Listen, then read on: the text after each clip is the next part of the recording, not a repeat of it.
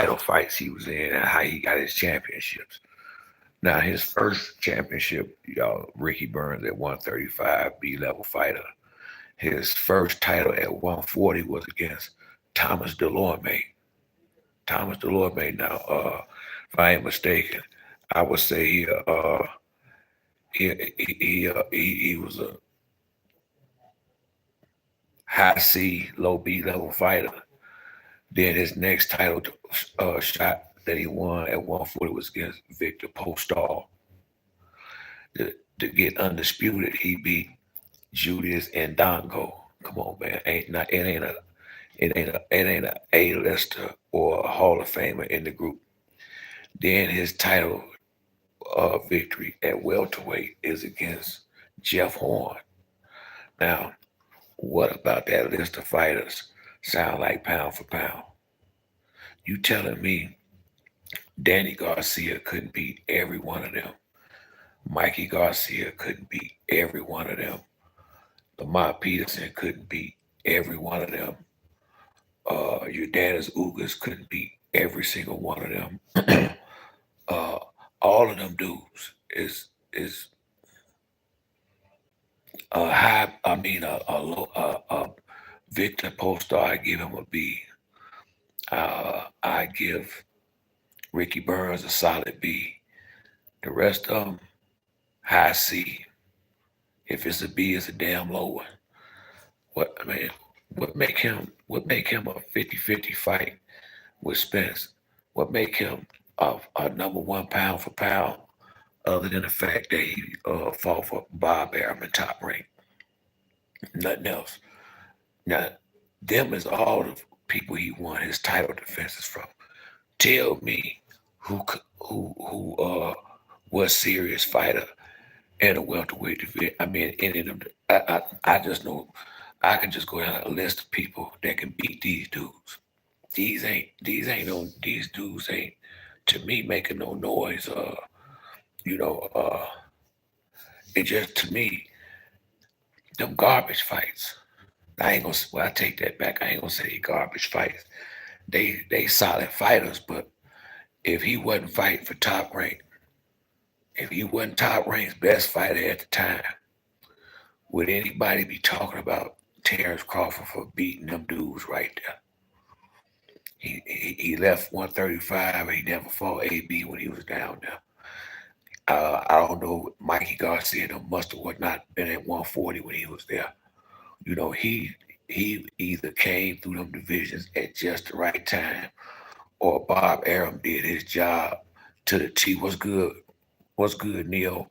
Or Bob Arum did his job to the T, getting him in the perfect fights to make sure he had him a good champion and a pound for pound rated fighter. Because when they got the contract with Top Rank over with ESPN, ain't nowhere in the hell if Bud wasn't fighting for Top Rank on ESPN, they would have had him ranked that high fighting that shit there. Real talk, and I ain't trying to be funny. I'm just keeping it a buck. There is no way possible. Ain't nothing on there. I can tell you a lot of dudes that'll beat all of them.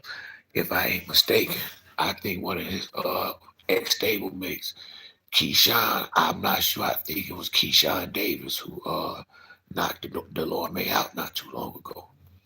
Antoine Russell knocked Victor Postall out not too long ago. I ain't really heard a whole lot about Ndongo or Ricky Burns or none of these other dudes, but Jeff Horn ain't made a sound since he lost that fight to Terrence Crawford. These dudes wasn't that good. Some years from now, ain't nobody gonna be talking about it. None of them do ain't put like this outside of their family and friends. Other than they might get mentioned and somebody talking about Terrence Crawford down the line, people he beat. But that's gonna be the only reason why you even hear their name. Real talk. Thomas Delorme is like a million other fighters that fought professionally and found themselves in a good position to try to fight for a title shot. Crawford is a A-list fighter that has not had an A-list fight. Well, I take that back. His last two, Kell Brook and Sean Porter, dudes who Spence has already clearly beaten. Now he fought a hard fight with Sean Porter, but he knocked him down and he took his belt from him. So a dude gonna defend his title pretty hard. I have to give Sean credit. He tried to keep that WBC belt. He fought his heart out in there. I don't think Sean will ever fight that hard again. But these rankings is so biased and so ridiculous. It's incredible that they can rank somebody that high fighting the guys he fought. When I look at his resume, I guess the best guys on there could probably Ray Beltran, Gamboa. Gamboa get beat up by everybody talking about that he fight. Ray Beltran, he ain't no A-list fighter, but he had beat some of them small dudes up. Let's see.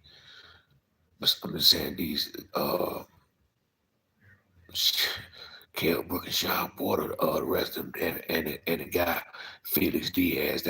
I guess that was a decent fight, but Gamboa and Felix Diaz, they made all they noise in the amateurs, and everybody always jump on me about talking about what happened in the amateurs, but that's Gamboa ain't done nothing in the United States really, but got beat up. So when people keep talking about Gamboa, it's because of the amateur record he came in with.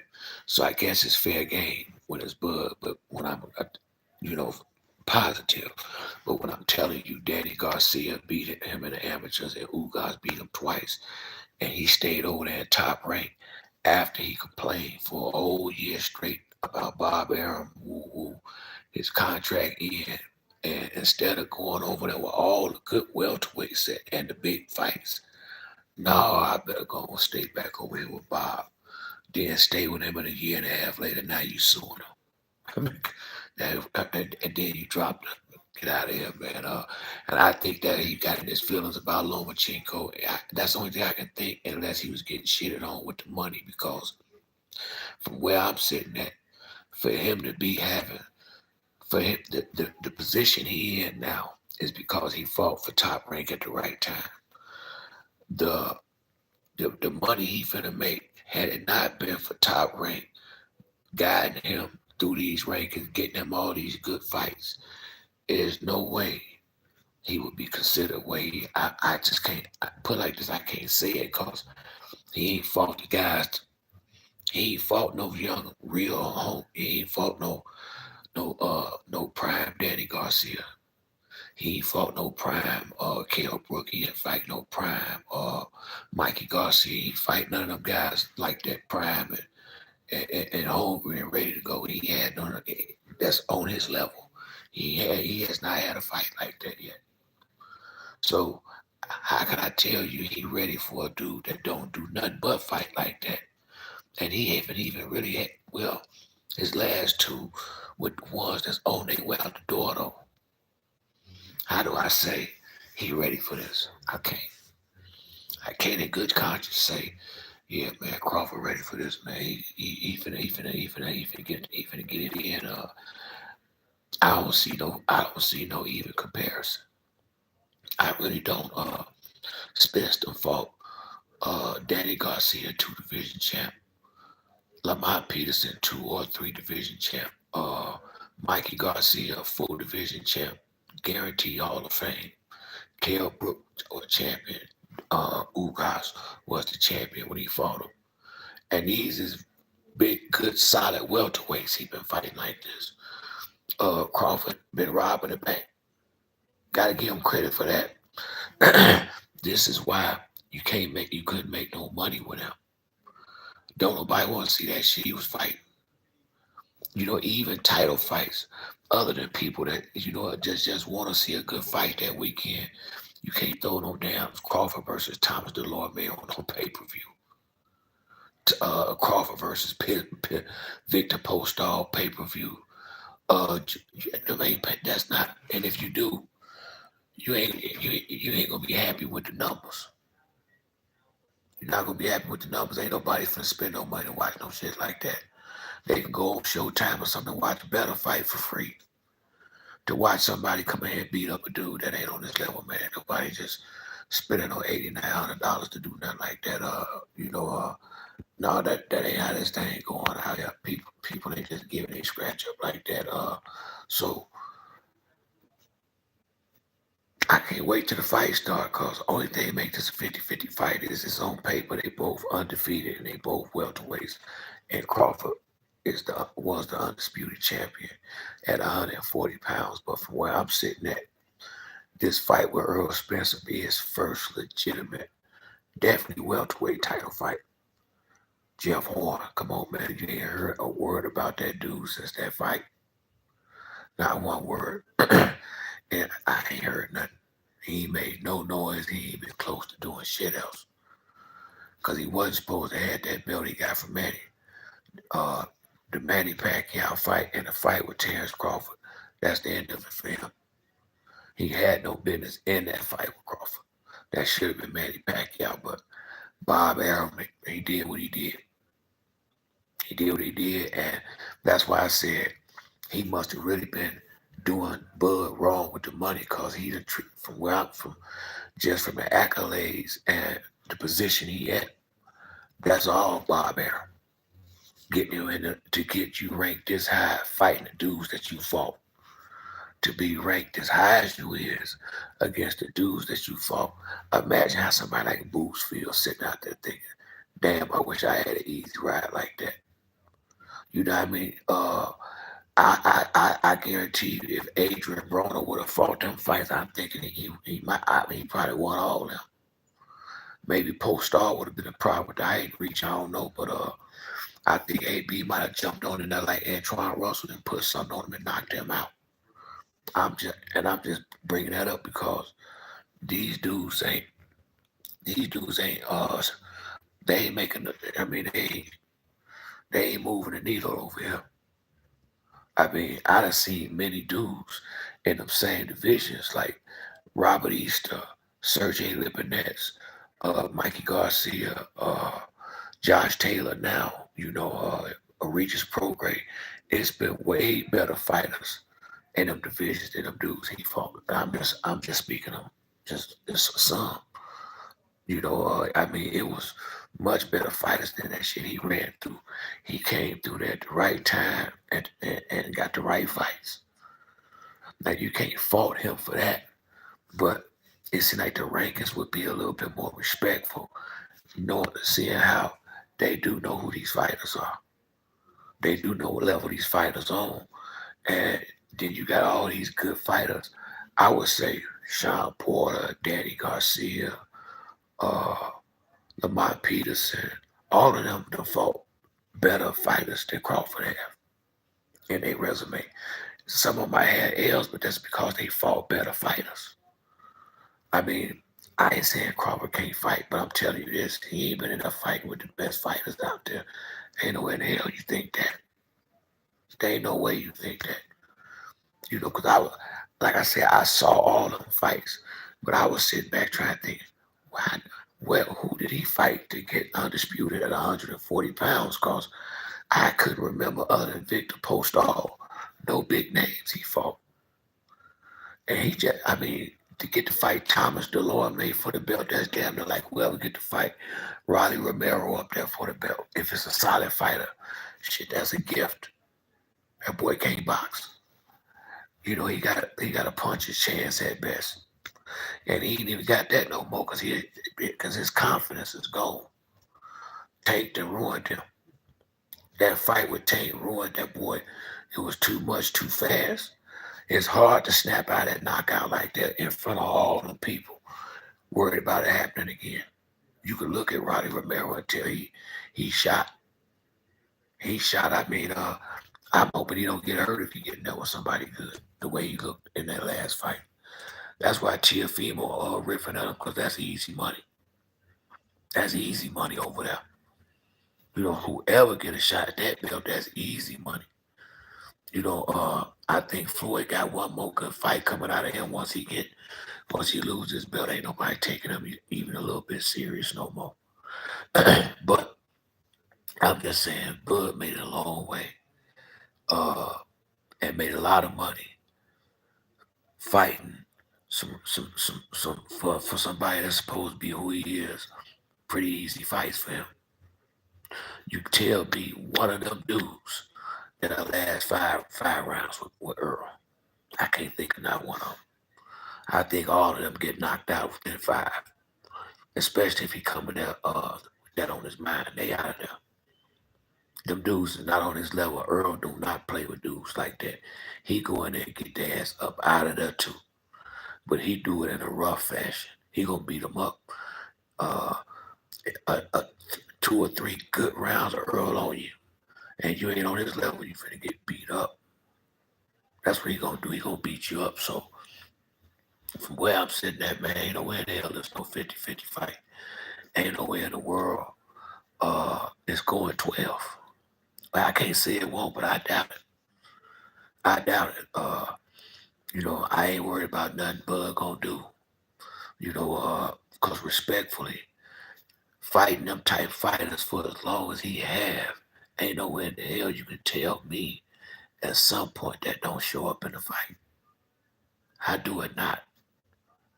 I mean, how do it not? How do you, regardless of how good you're supposed to be, when you stay not fight, but the guys just on the same level as you. When you get one in that and one like this, man, this shit gonna be like it's gonna be like shock and awe. Real talk. They keep talking about. He say he a big white. If he a great white, then Earl Spence is the orca. Real talk. Or it's gonna be an orca and that with a big white shark. And if you watch the movie Orca, you'll see what he did to that big white shark. One or two good hits and threw him out the ocean. That might be how I go with. I mean, this shit. This is going to fights that gonna look even all the way up to that bell ring in the second round. First round, you ain't gonna, it's gonna probably be, well, I say to the bell ring in the by the third round, third or fourth round. Yeah, I got a feeling it's gonna be obvious who the boss is. By the third or fourth round, I got a funny feeling it's gonna be obvious who the boss is. I got a funny feeling Crawford gonna realize he really in a fight this time, and he may we're gonna find out a whole lot. I don't know if he when I take a real good look at these, like I said, I watch the fights, but like now when I look at the guys who he fought, I see why I don't think a whole lot about it. Ain't a whole lot to think about. Not that list I ran off. It's not a whole lot to think about. And then the bad enough the guys they are, and then Gamboa and Kell Brook, you call that a disadvantage. Hey man, it's gonna be straight up everybody in shape. Everybody gonna be training. Spence might have been out the ring for a little while, but these guys been boxing their whole life. That if he might be rusty for a round or so, it ain't gonna matter. It ain't gonna matter. It ain't gonna matter not one bit. Once that motor turn up and that pressure kick in, that real A caliber pressure that Crawford ain't been in the ring with in his entire career. You ain't been in the ring with nothing close to this. He been in the ring with a lot of stuff like Bud, similar, or at least on the same level with Danny. Damn near everybody he fought is about what Bud at, or right there. So this ain't gonna be no difference for him. It's just another day at the office. Bud, the one that's gonna be getting introduced to the straight up professional title fight game. That's why people keep talking about Sugar Ray and all them. No, I'm thinking Hagler because this might not be going all that long.